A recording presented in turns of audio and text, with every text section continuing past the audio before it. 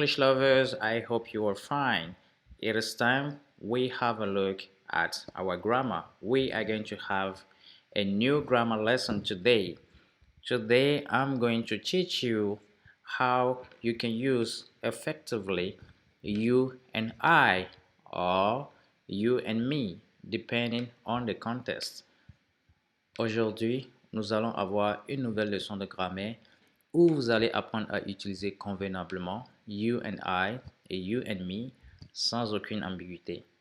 Mais avant cela, je vais vous montrer quelque chose, les origines de la difficulté des francophones pour utiliser you and I et you and me. Ok, nous allons essayer de comprendre pourquoi c'est pas si évident pour un francophone d'utiliser sans ambiguïté le you and I et le you and me. Je suis sur le site de Google Translate.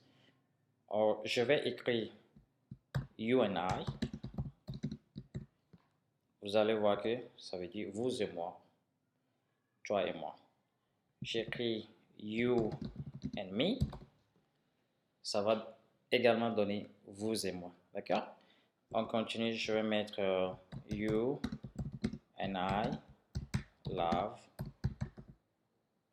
flowers. Yes. Toi et moi aimons les fleurs.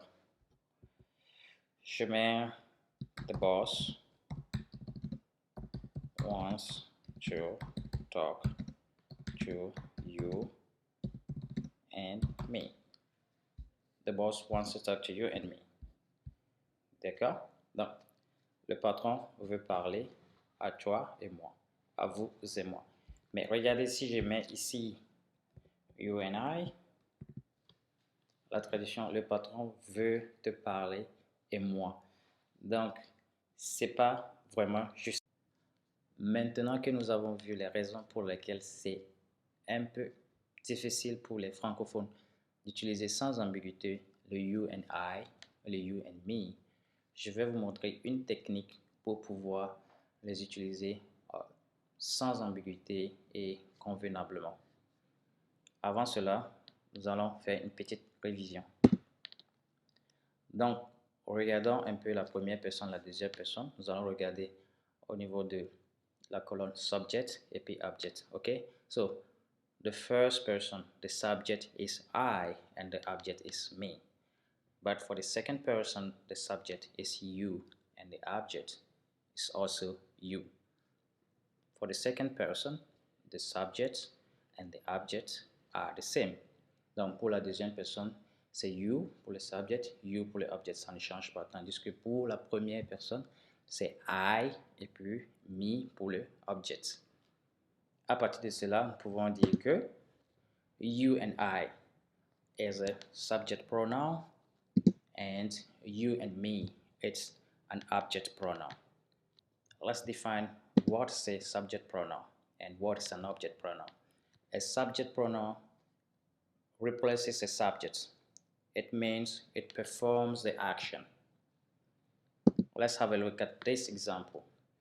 Malika bought a new car last year. We can replace Malika by she, he, and I, and the two perform the action. An object pronoun replaces an object. It means it receives the action. Let's have a look at this example. This book belongs to Tony.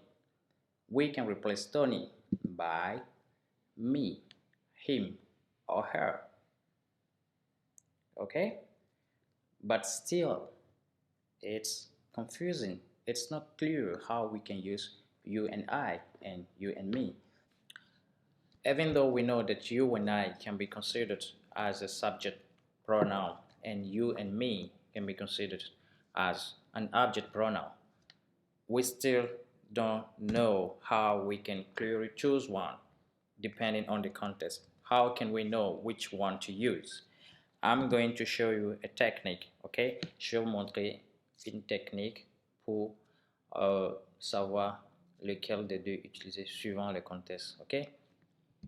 Step 1, use we or us. in the place of you and I or you and me. Step 2, then you check with which one the sentence is correct. Okay? Then if the sentence is correct with we, then just use you and I. But if the sentence is correct with us, then use you and me. Ok, j'explique. Voici la technique. Quand vous doutez de l'utilisation de you and I ou you and me, la technique c'est quoi? Première étape, en lieu et place de you and I, remplacé par, en lieu et place de you and I ou you and me, remplacé par we ou us. Remplacé par we, ensuite us. Ensuite, vous checkez. Si votre phrase est correcte avec we, then vous devez utiliser le you and I. Si c'est correct avec us, alors vous devez utiliser le you and me. Avec les exemples, on va mieux comprendre. Example 1. So we have this sentence. We don't know which one to use, you and I or you and me. So we can start using we should do this together. And then let's also check. Us should do this together. Us is not correct. I believe we is the right answer here. So we can replace that by you and I. You and I should do this together. Number 2, they have invited to the party. They have invited we to the party. They have invited us to the party. So which one do you think is better? To me, it's us. So we can change this by you and me. They have invited you and me to the party. It's time for a practice. Fill the gap with you and I or you and me. Complétez par you and I ou you and me. À chaque fois, je vais vous demander de mettre pause à la vidéo et essayer de trouver la bonne réponse, ok? On est là pour apprendre. Number 1. Between who is the tallest? Pause the video. The correct answer here is you and me. Between you and me, who is the tallest? Number 2. Anita thinks are together. Pause the video and check. Anita thinks you and I are together. Number 3. Don't you know that are both responsible for our child's education? Pause the video.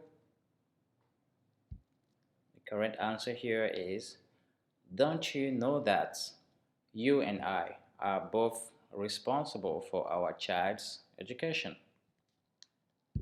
The last one, imagine running a big business. Pause the video. Imagine you and me running a big business.